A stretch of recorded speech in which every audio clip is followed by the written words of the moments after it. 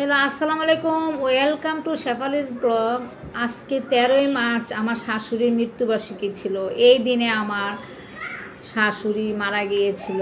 আজকে আমরা সবাই, আমার দেবর, ভাসুর, জায়েরা, আমার ননদরা, ভাগ্না, ভাগ্নি আমার বাড়িতে খুব জমজমাট ছিল। আজ আমাদের বাড়িগুলো একদম হাঁকা শূন্য, কেউ নেই, বেঁচে নেই। শুধু আমার একটা ননদ শুধু বেঁচে আছে, আরেকজনও মারা গিয়েছে। সবাই আমার শাশুড়ির জন্য দোয়া করবেন। আমার শাশুড়ির জন্য আল্লাহ তাআলা জান্নাতবাসী করেন। আমার শাশুড়ি খুব শৌখিন ছিলেন। উনি একদম চকচকা ম্যাচিং করে করে শাড়ি পরা পছন্দ করতেন। আমাদেরকেও খুব পছন্দ করতেন, এইভাবে চলো, এইভাবে চলো। এরকম শাশুড়ি আমি দেখিনি।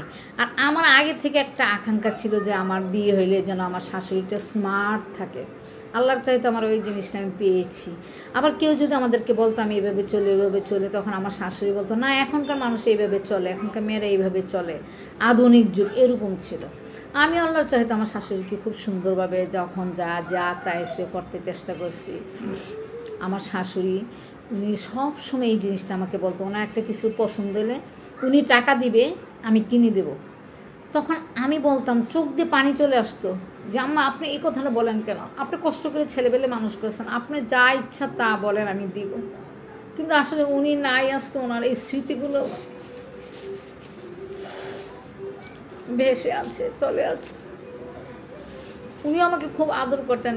বাড়িতে গেলে হাঁসের ডিম, মুরগির ডিম সব কিছু আমাকে লুকে লুকে দিয়ে। একদিন মজার একটা ব্যাপার, উনি গ্রাম থেকে ছোটো ছোটো বিচি আলুগুলো নিয়ে আসছে পরে রোমা বলতেছে যে দাদি দাদি আপনি আলু আনেন নাই?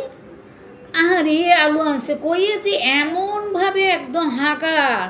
পরে ছেলে মা দুইজনে বাস স্টেশন গেছে, যেয়ে দেখে আলু নাই, কিছুই নেই। এই অবস্থা। খুব মানুষের জন্য খুব আদর করতো, মানুষকে দেওয়া খাওয়া সব কিছু ওনার এই অনুভূতিটা ছিল। আমার ননদরা যদি আজকে থাকতো তাইলে আমরা সবাই মিলে আর একটু মজা করতে পারতাম, একসাথে থাকতে পারতাম, শাশুড়িকে ভুলে থাকতে পারতাম। শাশুড়ি নেই, আমাদের বাড়িটা একদম হাহাকার। শাশুড়ি আমাকে খুবই পছন্দ করতো, আমিও শাশুড়িকে খুব পছন্দ করতাম। এমন শাশুড়ি পাওয়া ভাগ্যের ব্যাপার। আমি আমার মেয়েদের সাথে গর্ব করি যে আমার শাশুড়ি খুব ভালো ছিল। আবার আমার মেয়ের অনেক সময় বলে তোমার তো ভাগ্য ভালো, তোমার শাশুড়িটা ভালো। যাক, আমিও ভালো। আমি আমার শাশুড়ির চেষ্টা করেছি যেইভাবে হোক যা দরকার পূরণ করতে, কারণ ওনারা কষ্ট করে ছেলেবেলে মানুষ করেছে। আমরা এখন বুঝি কিভাবে কষ্ট করে ছেলেবেলে মানুষ করে।